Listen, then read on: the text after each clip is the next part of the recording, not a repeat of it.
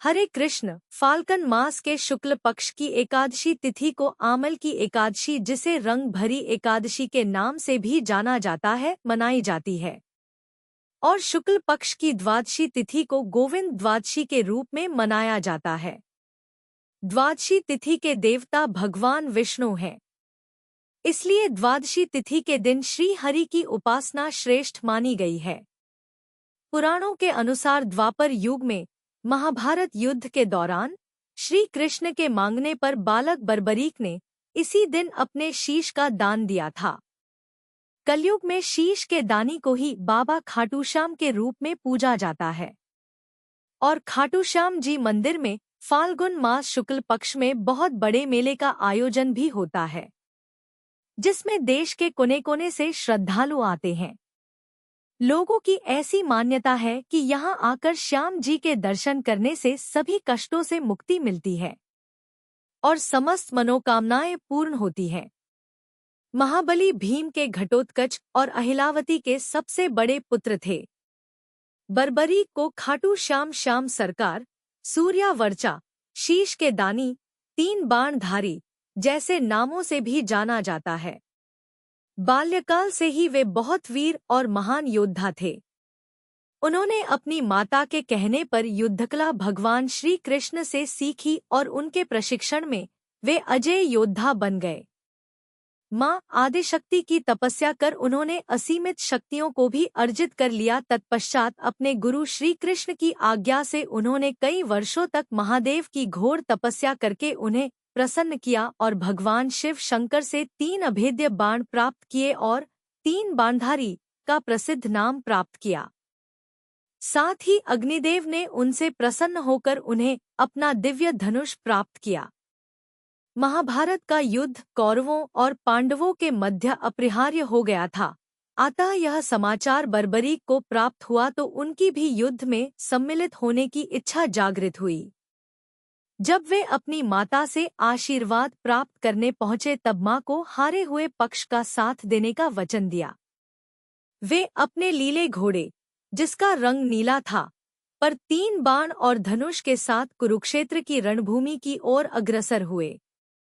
सर्वव्यापी श्री कृष्ण ने ब्राह्मण वेश धारण कर बर्बरीक से परिचित होने के लिए उन्हें रोका और यह जानकर उनकी हंसी भी उड़ाई कि वह मात्र 3 बाण से युद्ध में सम्मिलित होने आया है। ऐसा सुनने पर बर्बरीक ने उत्तर दिया कि मात्र 1 बाण शत्रु सेना को परास्त करने के लिए पर्याप्त है और ऐसा करने के बाद बाण वापस तर्कस में ही आएगा। यदि तीनों बाणों को प्रयोग में लिया गया तो तीनों लोकों में हाहाकार मच जाएगा। इस पर श्री कृष्ण ने उन्हें चुनौती दी कि इस पीपल के पेड़ के सभी पत्रों को छेद कर दिखलाओ, जिसके नीचे दोनों खड़े थे। बर्बरीक ने चुनौती स्वीकार की और अपने तुनीर से 1 बाण निकाला और ईश्वर को स्मरण कर बाण पेड़ के पत्तों की ओर चलाया। तीर ने क्षण भर में पेड़ के सभी पत्तों को भेद दिया और श्री कृष्ण के पैर के इर्द-गिर्द चक्कर लगाने लगा, क्योंकि एक पत्ता उन्होंने अपने पैर के नीचे छुपा लिया था। बर्बरीक ने कहा कि आप अपने पैर को हटा लीजिए वरना ये आपके पैर को चोट पहुंचा देगा। श्री कृष्ण ने बालक बर्बरीक से पूछा कि वह युद्ध में किस ओर से सम्मिलित होगा तो बर्बरीक ने अपनी मां को दिए वचन दोहराया कि वह युद्ध में उस ओर से भाग लेगा जिस ओर की सेना निर्बल हो और हार की ओर अग्रसर हो।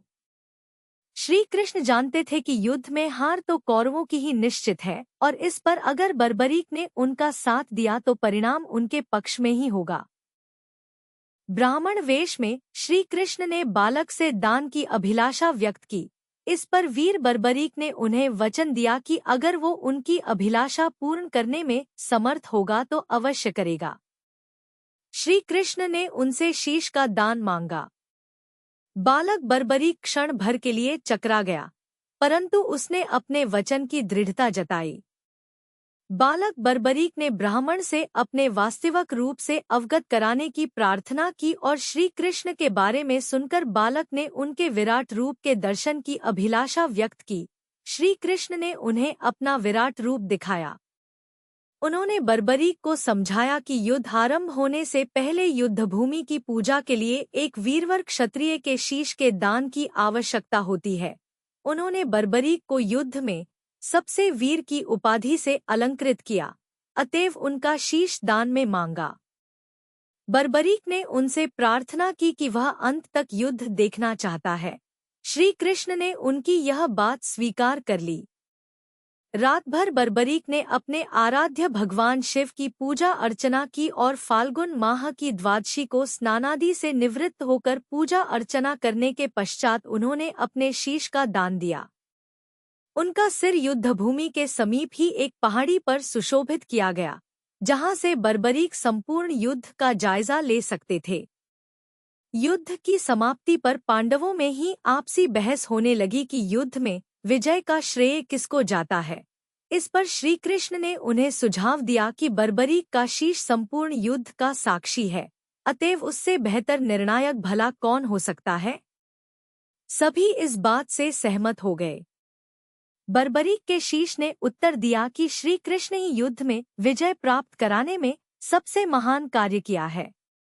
उनकी शिक्षा, उनकी उपस्थिति, उनकी युद्धनीति ही निर्णायक थी।